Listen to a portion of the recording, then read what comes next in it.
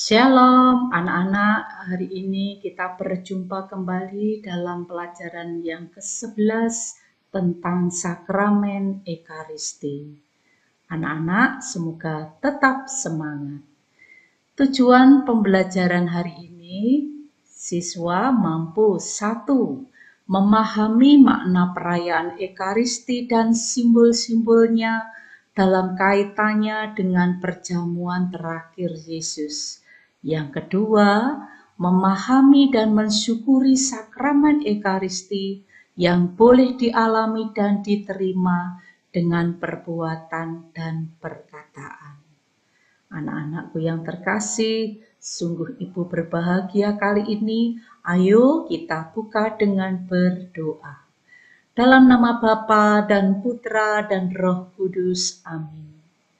Ya Tuhan, hari ini kami akan belajar tentang sakramen Ekaristi.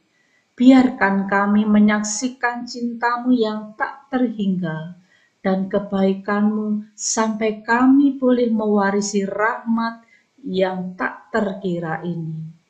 Kuatkanlah kami agar dapat meneruskan cinta agung yang kami terima dengan mencintai sesama kami dimanapun kami berada. Amin. Dalam nama Bapa dan Putra dan Roh Kudus. Amin. Anak-anak yang terkasih, dalam pelajaran tentang sakramen Ekaristi ini, Ibu ingin mengajak kalian belajar dari kisah induk burung pelikan.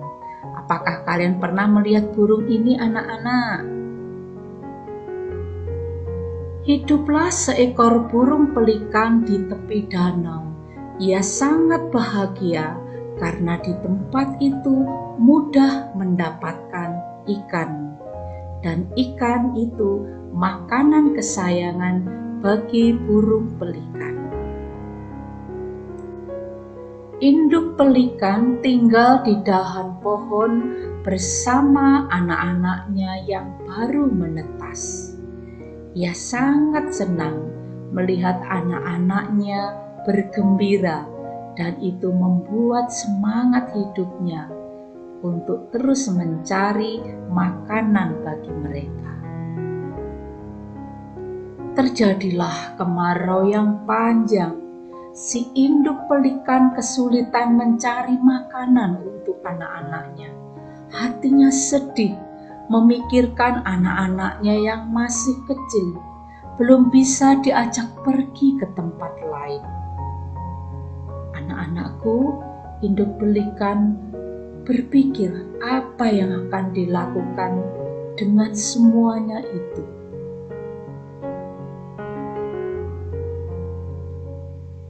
Dan apa yang dilakukan?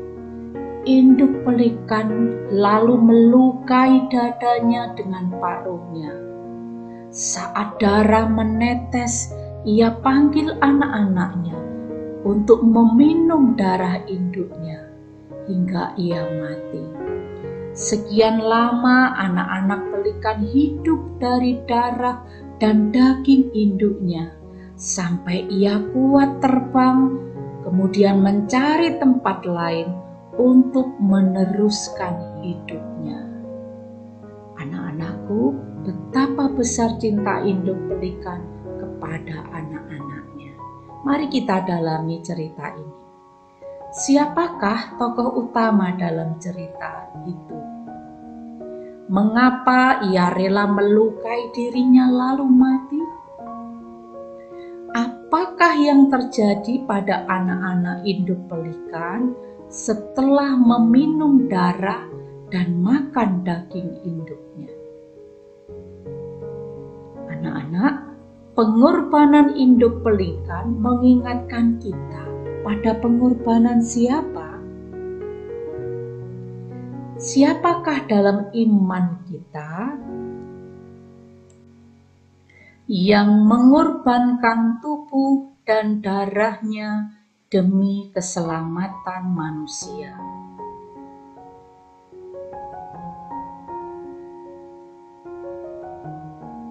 Anak-anak, burung pelikan menjadi simbol cinta dan pengorbanan dalam gereja Katolik. Simbol ini biasanya ada pada dekorasi gereja, baju imam, stola, kasula, dan lain-lain. Pengorbanan induk pelikan mengingatkan kita pada pengorbanan Kristus, yaitu tubuh dan darahnya saat tersalib untuk menebus dosa kita. Betapa bersyukurnya kita anak-anak ya, dicintai oleh Tuhan. Pengorbanan Yesus kita kenang dalam peristiwa perjamuan terakhir sebelum wafatnya. Mari anak-anak kita saksikan videonya berikut ini. Yesus menyembuhkan yang sakit dan memberi makan yang lapar. Ia mengasihi yang terbuang dan mengajar semua orang tentang kerajaan Allah. Tetapi para pemimpin agama tidak menyukai ajarannya dan iri padanya.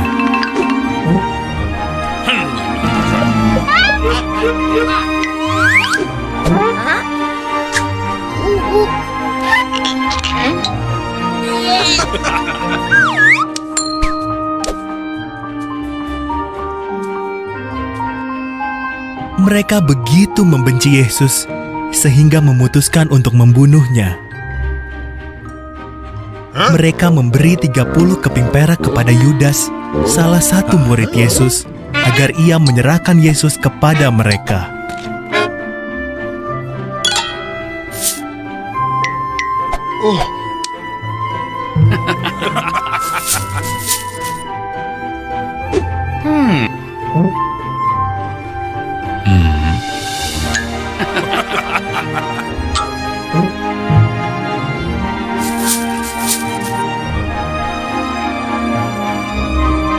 Lalu Yesus dan murid-muridnya merayakan Paskah. Sementara mereka makan, Yesus berkata dengan sedih, "Salah satu dari kalian akan mengkhianati aku." Dengan terkejut, semua menjawab, "Bukan aku, Tuhan."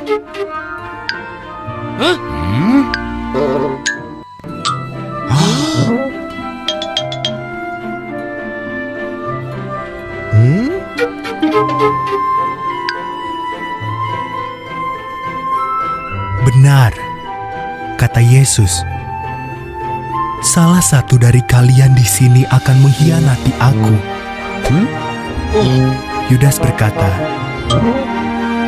"Bukan aku ya Tuhan." "Engkau tahu, kau orangnya," jawab Yesus. "Pergilah, lakukan segera." Yudas pun pergi.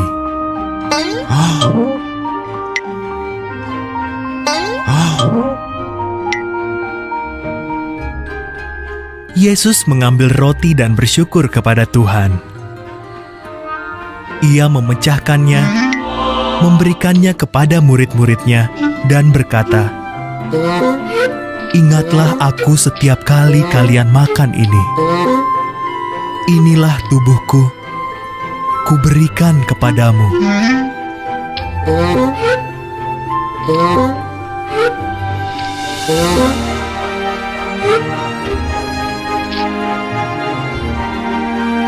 Lalu Yesus mengambil cawan dan bersyukur pada Tuhan.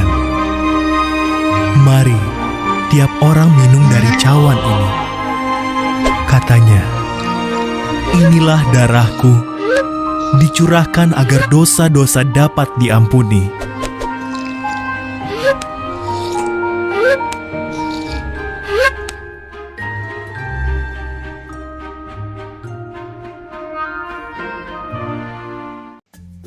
Anak-anak, mari kita jawab pertanyaan ini bersama-sama.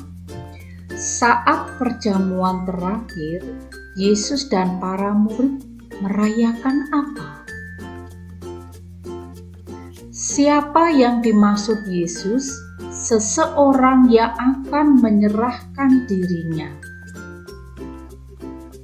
Yang ketiga, apa yang dikatakan Yesus saat mengangkat roti?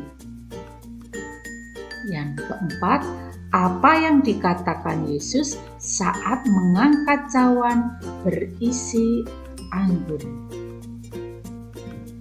Para murid memperingati kejadian itu dengan mengadakan perayaan apa?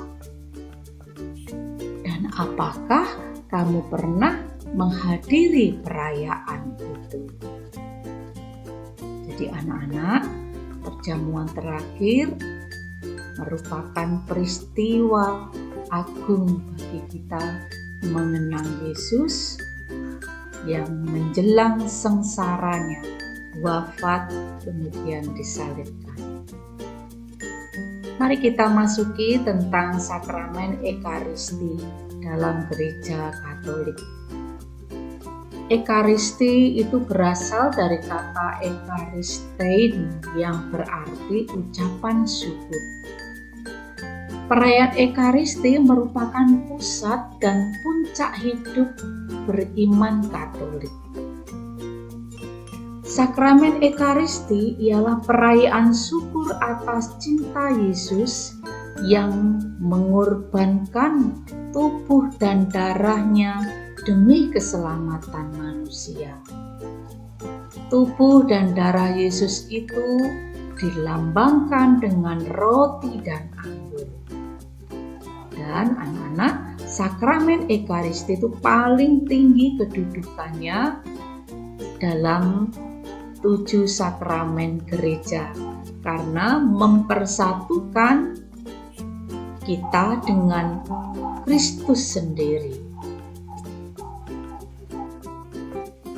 Anak-anak, dalam perayaan Ekaristi, romo atau pastor akan mewakili Yesus Kristus saat menyerahkan tubuh dan darahnya.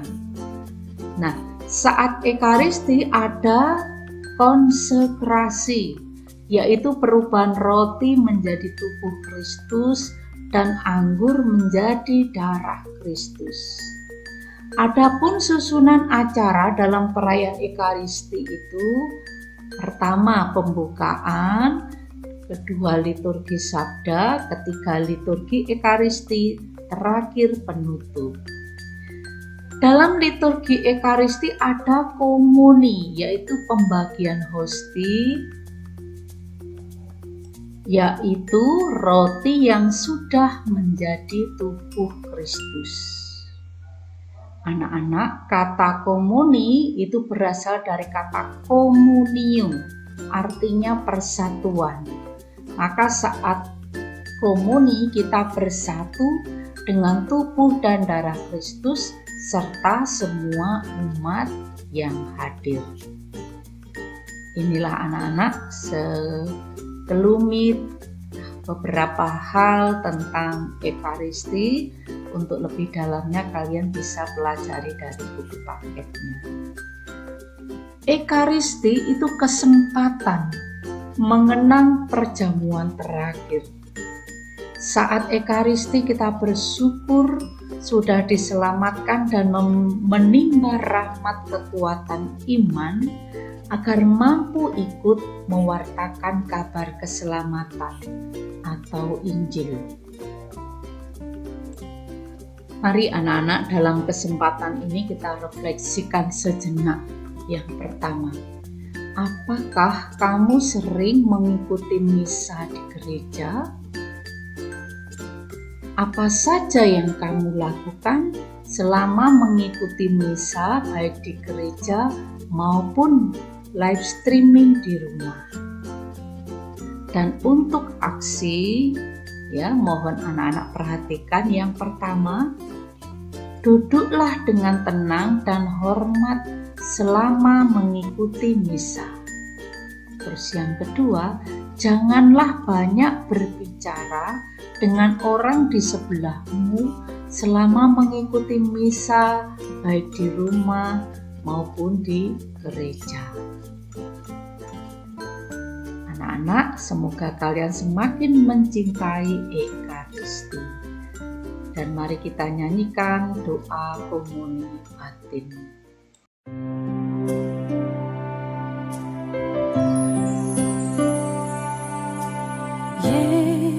Yesus